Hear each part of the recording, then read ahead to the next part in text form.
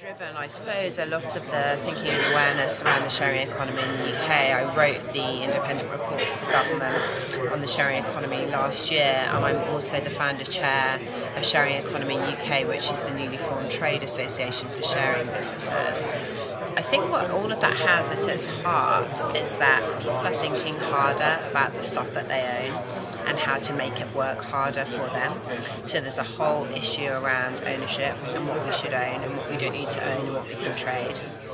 But also in terms of travel and also transport, which have been the two areas of the sharing economy at the forefront of change and development, we're thinking about the type of experience that we want to have, and there's a trend towards authenticity or localization or the unhotel or a non-cookie cutter experience. And so to bring that back to Love Home Swap, what my business has at its core is sweat your assets harder. You've spent the money that you've earned on a home, don't spend again on hotels. But also when you go on holiday, life swap as well as just vacation, and you'll have a really kind of different money can't buy experience.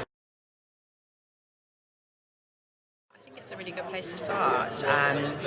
They were supportive of most of my recommendations, which means that you feel reasonably good about it as a piece of work. I think it would be really interesting to see what happens with some of the bigger projects like the Sharing City pilots in Leeds and Manchester, and some of the recommendations that have been made to make accommodation sharing easier for the individual, the renter as well as the owner. So I feel like it's a great place to start, and I also feel like it's been very interesting having a light shone on an emerging industry by the government, but there's plenty more work to be done.